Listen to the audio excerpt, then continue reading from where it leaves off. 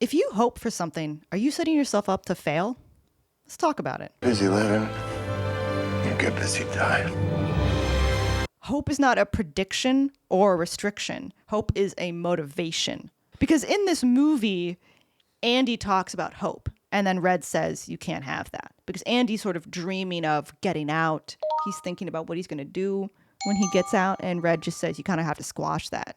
You can't have those thoughts in here. And we know why, because we see that Red has his parole hearings. Right. He's always turned down. And he's always turned down. So he's like, it's run of the mill. You just do it. You just go in, sit down. Oh, yeah, I've changed. And they're just going to reject you anyway. Right. And I think Andy's hope is a motivation because he's motivating himself to break out. Yeah. He has this hope for the future and he's working towards it. He's not letting it crush him.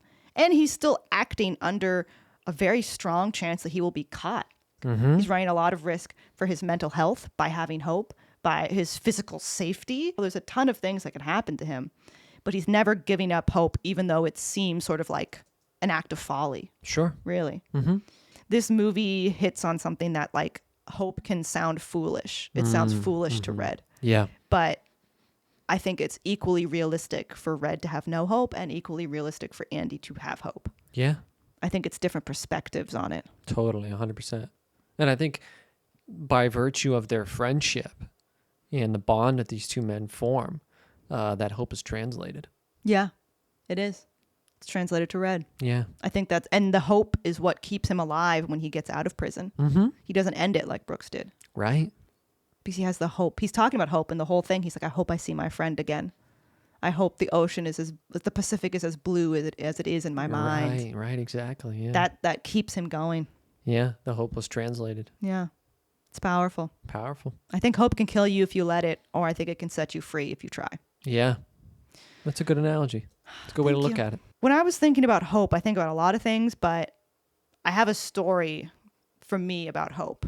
Okay. When I was in college, I had a roommate, and I found out that he was addicted to heroin. And that was a really hard time because I lived with him. Me and my other roommate found out that he was doing heroin in the bathroom. He almost overdosed one time. He got so sick from a relapse that he threw up and actually tore his esophagus from being so sick. He had to go to the hospital. He thought he was having a heart attack. Oh, man. Someone almost OD'd in our apartment. He literally brought a homeless man into our apartment and gave him heroin for the first time in our bathroom. That homeless guy passed out, almost died. The paramedics had to come, put him on the stretcher, wheel him out. Oh, my God. Yeah. How do you handle this kind of situation? What did you guys do? Did you have talks with him? Did you sit him down and go, hey, man? Basically, once we realized that he was doing heroin, we did sit down and we were like, so you kind of either have to stop or you have to leave because we don't want to, like, we can't live like this. I mean, the homeless person was the basically, we were like, okay, so this guy almost died in our house. So yeah, you're going to have to leave. Yeah. And through the process of him like living in the apartment and him moving out and then me basically not seeing him after that, once he moved out, I had a lot of anxiety and stress about his well-being. And I had a lot of hope for his recovery. Interesting. Because I remember I told some of my friends, I was like, this is so hard for me to watch this person go through this. Because he's not really a friend, he's a roommate. But I remember when everything had come clean, he had agreed to move out. I knew that he was on heroin. He knew that I knew. One night we just talked for hours, like in the kitchen. And we would talk, and I remember he'd get up, walk around the wall to the other side, do heroin, and then come back. So we'd be talking while he was like shooting up on the other side of the wall, and then he'd come back. And we were I remember asking him, like, why do you do this? Like, why are you doing this to yourself? And we got into this whole conversation about his motivations and like what had started him on it.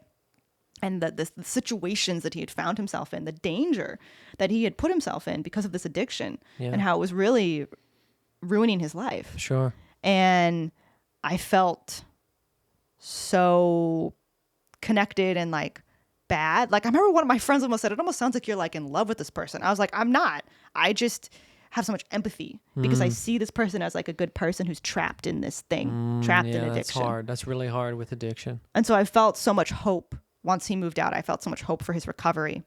And I found out a couple years later, he died. Reflecting back, was my hope, futile?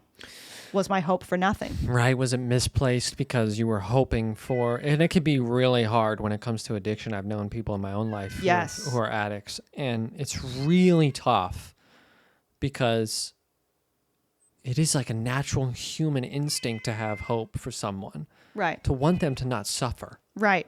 You want somebody to get better. I wanted good for him. Yeah, you just want somebody to be okay. And addiction is such a difficult disease to deal with. And like there are people who do get clean and stay clean. So I don't think your hope was misplaced. I don't think it was futile. I just think you can't. Hope was like painful. Yeah, that makes sense. Yeah. But I don't think you can put yourself expectant on a outcome. Right. That's where it could get. You could Right. hope for someone to get better. Right. But if you put an expectation on the outcome of like, no, they will get better, Right. and that's when I'll be able to be Right. okay. When it comes to somebody who's an addict, you're really putting yourself in a scary position there because there's no guarantee. Right. I almost feel like hope can't be naive because Yeah. there can't be this naive thought of like, he'll be clean and then he'll live normal for the rest of his life. Like a lot of people relapse. Yeah. So there's a level of like naivete of hope. And I think that's not the point of it. The hope cannot be specific. It cannot be for one outcome. I think hope can teach you perseverance. I think it can teach you empathy. There was something that it made me think about this person. And I don't think that's bad to think about this person, to have well wishes for somebody. Not at all. To be, as people say, to be putting out good energy or to be praying for this person or like to think well of them, to have empathy. I think Yeah. hope can teach you a lot of positive things. Yeah. But once you start thinking, he's going to be fine. Yeah. You're setting yourself up for something that there's a lot of chance it won't. You have to embrace uncertainty when you have hope, which is so hard. Yeah, and that's so hard, especially when it comes to addiction. I mean, Yes. it's so difficult for not only the person but the people that love them, Yeah. because it's just an emotional roller coaster ride. Right. I think in this movie, I understand why Red is saying you can't have hope here because they're in life sentences. They're in this high security, violent prison. Yeah. It's like the addiction. It's a prison. Yeah. Your chances of it turning out well are very low. Slim to none. You've been told you're going to be in there for the rest of your life. I mean, Andy has 2 consecutive life It's sentences. double life sentence. He's yeah. basically never going to get out. He's going to die there, you know? Yeah. But Andy is, in a way, trying to set himself free mentally by having hope of something afterwards. And that motivates him to work towards it and actually escape. This movie, I think, is a beautiful example of what hope can do. Again, I hope that everyone sees this movie. If you haven't, I don't know what the hell you're doing with your life, but you should go see it. You have to. If you have cable, you'll probably see it 20 times. You've probably seen it many You've probably times. seen it already 5 times.